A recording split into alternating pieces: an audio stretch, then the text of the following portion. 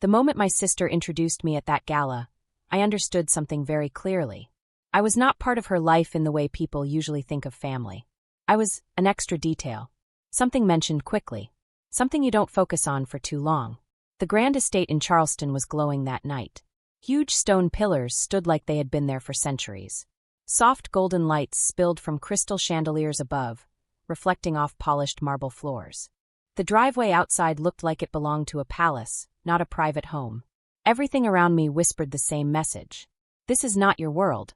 My sister Vivian called it an intimate engagement celebration. There were more than 200 guests. Intimate, apparently, had a different meaning in her dictionary. I stood near the edge of the hall, holding a glass I hadn't touched in a long time. My name is Maya. I am 32 years old. I work in forensic data analysis, focusing on financial crime. In simple words, I find money that is hiding where it shouldn't be. Fake companies, hidden accounts, layered transactions designed to disappear. But I don't say this at social events. People either pretend to understand, or they stop listening completely after a few seconds. So I've learned silence is easier. In my family, success has a very specific shape. It looks like Vivian. Perfect education. Perfect career. Perfect confidence. Georgetown Law. Top law firm. Future partner energy written all over her life. And tonight, she was the center of everything. She was getting engaged to Elliot, a man from a wealthy family that everyone seemed to already respect before even meeting him properly. And his father, Walter Crane, was the kind of name people lowered their voice for. A powerful investor. A man whose company moved money across industries like water flowing through controlled channels. My parents had been speaking about him for months like he was a blessing sent from above. And me, I was simply present. Not announced properly. Not placed carefully.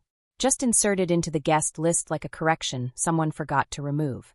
At dinner, my seat was between a cousin I barely remembered and an empty chair that stayed empty the entire evening. My mother met me at the entrance. She looked flawless, as always. Controlled smile, perfect posture, expensive dress that probably cost more than my monthly rent. Her eyes scanned me quickly. Then she said, "You look fine. Not beautiful. Not elegant. Just fine." Like I had passed a basic requirement, and nothing more. My father found me later near the bar. He leaned closer and said in a low voice, "Don't talk about your work tonight. People won't understand it." I almost laughed but didn't, because I wasn't surprised. At home, my work has always been a complicated topic. To them, it is just numbers. Just something technical. Not something that matters in real conversation. So I nodded. "I won't," I said. And that was the end of it. Vivian arrived later, glowing in a soft ivory dress that looked like it belonged in a magazine. She approached me with the kind of smile she uses when she wants everything to stay smooth. "Maya," she said warmly, holding my hand. But there was always a hidden message behind her warmth. Something like, "Stay in your place, quietly." "I'm glad you came," she added. Then she leaned slightly closer. "Just tonight, don't explain your job in detail. Say you do analysis. People here won't get it." I looked at her. "So you mean don't make things awkward for you?" Her smile didn't change. "It makes things awkward for everyone. Just keep it simple." Simple. That word followed me everywhere that night. I moved toward the terrace and looked at the city lights beyond the glass doors. Music floated through the hall. People laughed, glasses clinked, conversations overlapped in polished tones. And I thought quietly, "Fine. I can be simple. I have practice." For the next hour, I stayed mostly invisible. Which, in my family, is a skill I've perfected over time. But then everything changed. Vivian came back with Elliot beside her. And with them was a man who didn't need introduction. But she introduced him anyway. "Dad," she said softly, "this is my sister." And then she added with a small laugh, "The quiet one." The quiet one. Like that was my identity. Like that was enough to describe me. Behind her stood Walter Crane. And when his eyes met mine, something shifted in the room. Not loud. Not obvious. But real. His gaze didn't pass over me like others did. It stopped. Like he had seen something before. And was trying to remember where. For a moment nobody spoke. Then he asked calmly, "What's your full name?" I replied, "Maya." And that was when everything started to change. Because he repeated it slowly. "Maya." Like it meant something. Like it belonged somewhere in his memory. And in that quiet second, I had no idea that my entire life was about to move in a direction I could never undo. For a moment after he said my name, everything around us felt slightly out of place. The music from the hall still played. People still laughed. Glasses still clinked softly in the background. But the air near us had changed. It felt heavier, more focused, like the world had quietly narrowed down to just that small space between me and Walter Crane. He didn't look away. Not even once. His eyes stayed fixed on me, calm but sharp, like someone trying to match a name with a memory buried deep. Then he spoke again. "Have we met before?" I shook my head slowly. "No." A pause. But he didn't accept that immediately. Instead, he asked something else. "What do you do?" Before I could answer, Vivian stepped slightly forward, as if she already knew where this was going. "She works in data analysis," she said quickly, almost cutting the sentence short. "It's complicated." Complicated. That was another word my family used when they didn't want to explain me. My father appeared beside us at that exact moment, like he had been waiting for the right angle to join the conversation. "She does numbers things," he added with a light smile. "Hard to explain. Not really social conversation material." I stood still. Not angry. Not surprised. Just aware. Aware of how easily my entire identity could be reduced into a sentence that meant nothing. Walter Crane didn't react to them. His attention didn't move away from me. Instead, he asked again, quieter this time. "Data analysis, what kind?" There was a slight pause before I answered. "Financial crime patterns," I said. "Fraud detection. Unusual transaction structures. Hidden flows." That was enough. Because something changed in his expression immediately. Not dramatic. Not emotional. But precise. Like a lock clicking open inside his mind. His posture straightened slightly. And then he said something that made the air feel suddenly still. "Meridian accounts." It wasn't a question. It was recognition. My breath slowed without me noticing. That name. I had not heard it spoken aloud in a long time. Vivian looked between us, confused now. My mother's smile tightened slightly, unsure whether to stay polite or intervene. But Walter wasn't looking at them. He was looking at me. And for the first time that night, I felt like I was no longer invisible. "I'm sorry," he said carefully, lowering his voice. "Are you the analyst who flagged the MV7 anomaly?" For a second, I didn't respond. Because that file, that case, that report, it had been buried in my past like something unfinished. "Yes," I said finally. One word. That was all it took. Walter Crane exhaled slowly, almost like he had been holding his breath for months. "I've been looking for you," he said. That sentence did not make sense at first. Not here. Not at this party. Not from a man like him. Vivian let out a small laugh, but it sounded nervous. "I'm sorry," she said quickly. "Looking for her?" Walter didn't look at her. "I mean exactly that," he replied. Then he gestured slightly toward me. "Your report triggered a multi-state investigation. It uncovered systematic fraud across healthcare billing networks." My mind tried to process his words. But part of me was still stuck on something else.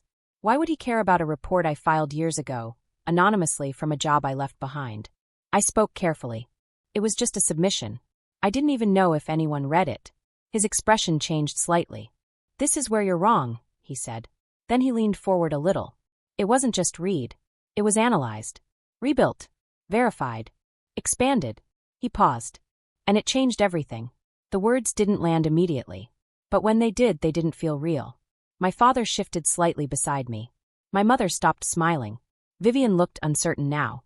For the first time, the room wasn't centered around her anymore. It had shifted, and I was at the center of that shift. Walter continued.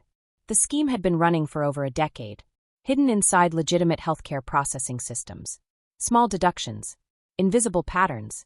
It was designed to look like operational noise. He looked at me directly. "But you saw it." My throat tightened slightly. "I just noticed an inconsistency," I said. He shook his head. "That's what everyone says before they realize they've found something no one else could see." Silence followed. Not awkward. Not social. Something heavier. More meaningful. Then he said something that completely changed the direction of the moment. "I've been trying to identify the author of that report for over a year." Vivian finally spoke, her voice slightly sharper now. "I don't understand. Why does it matter so much?" Walter finally turned his head slightly toward her. But his answer wasn't for her. "It matters," he said slowly, "because that report stopped millions in hidden losses." Then he looked back at me. "And because whoever wrote it understood something our entire system missed." I felt something shift inside me. Not pride. Not shock. Something quieter. Something older. Recognition. Not from my family, but from the world that actually understood my work. Walter reached into his jacket and pulled out a thin folder. He placed it on the table between us. "We are building a forensic intelligence unit," he said. "And I want you to lead it." The words didn't feel real. Not yet. Not fully. My life, as I understood it, didn't include sentences like this. Vivian's voice broke the silence again. "You can't be serious." But Walter didn't respond to her. He was still looking at me. Waiting. Not pushing. Just waiting. And for the first time that night, everyone else felt far away. The folder sat between us on the table like it had weight far beyond paper. Not just documents. Not just numbers. But a decision. A turning point that didn't announce itself loudly, yet still changed everything it touched. I looked at it without opening it, because I already understood what it represented. A door I had never imagined would open for me, now standing quietly ajar. Vivian broke the silence first. "This is ridiculous," she said, her voice controlled, but sharper than before. "She doesn't run teams like this." "She's not." "Not what?" Walter interrupted gently. The question wasn't aggressive, but it stopped her anyway. She hesitated, then didn't finish the sentence. My father stepped in next, trying to recover control of the situation. "There must be some misunderstanding," he said politely. "Maya works in data. Internal reporting. Nothing at this level." Walter finally looked at him. Not dismissive. Just certain. "That's exactly the point," he said. "She works in patterns most people don't even realize exist." Then his attention returned to me. And suddenly the room felt smaller again. Focused again. "I'm not asking you to decide tonight," he added. "I'm asking you to read it. Think. And then decide on your terms." Silence stretched. Not uncomfortable this time. Just heavy with possibility. I slowly reached forward and picked up the folder. It was simple. Plain. Nothing about it looked like it could alter a life. But it already had. "I'll read it," I said. That was all. No dramatic acceptance. No emotional reaction. Just clarity. And somehow, that felt more powerful than anything else I could have said. When I stood up later and walked back into the main hall, the party hadn't changed. People were still laughing. Music still played softly. Champagne still moved from glass to glass like nothing in the world had shifted. But I had. Vivian caught me near the terrace. She didn't smile this time. Not properly. "What just happened in there?" she asked quietly. I looked at her for a moment, and for the first time, I didn't feel small in front of her. Not because she was less, but because I finally wasn't measuring myself against her anymore. "A conversation," I said simply. Her eyes narrowed slightly. "With Walter Crane? That's not just a conversation." "No," I agreed. "It isn't." She studied me like she was seeing something unfamiliar. Something she had never bothered to notice before. "What did he want from you?" she asked. I held the folder in my hand. "He didn't want something," I said. "He recognized something." That answer didn't satisfy her. But it didn't matter anymore. Because for the first time in my life, I wasn't trying to make my answers fit into someone else's understanding. The next few days moved differently. Quieter, but not empty. My parents called. First my mother. Careful words. Controlled curiosity. The kind of voice she uses when she is trying to adjust her perception without admitting she was wrong before. Then my father. Shorter. He didn't apologize. But he didn't dismiss me either. Which, in my family, was already a shift. Vivian came by 3 days later. Unannounced. That was unusual for her. She sat in my kitchen for a long time without speaking, looking at the papers on my desk, the diagrams pinned to my board, the patterns I had spent years learning how to see. Finally, she said quietly, "I didn't understand what you did." I didn't respond immediately. Because I knew this wasn't about explanation. It was about recognition. "I thought it was smaller," she admitted. I nodded slightly. That's what everyone thought. She looked down at her hands. For once, she didn't defend herself. That alone said more than any argument could. "I was wrong," she said finally. Simple words. No drama. Just truth. And I accepted that truth without needing it to fix anything immediately. Because some things don't repair in one moment. They only begin to change. Weeks later, I signed the agreement. Not as an employee inside someone else's system, but as the lead of something I would help define myself. A forensic intelligence unit built to follow truth wherever it hid. Not convenient truth. Not visible truth. Real truth. Walter met me briefly after the papers were finalized. "You didn't choose the easy version," he said. I looked at him. "I never really had one," I replied. He nodded once. As if that answer made complete sense to him. And maybe it did. Life didn't suddenly become perfect after that. My family didn't transform overnight. But something fundamental had shifted. They started asking questions instead of assumptions. Not always the right questions, but questions nonetheless. And that mattered more than I expected. Because attention, once given, rarely disappears completely again. Months later, I drove past the estate again. The same place. Same walls. Same ivy climbing like it had always been there. But it didn't feel the same anymore. Neither did I. I thought about that night. The word quiet. The way it was used like a limitation. Like an absence. But it wasn't. Quiet was never absence. It was observation. It was precision. It was noticing what others walked past without seeing.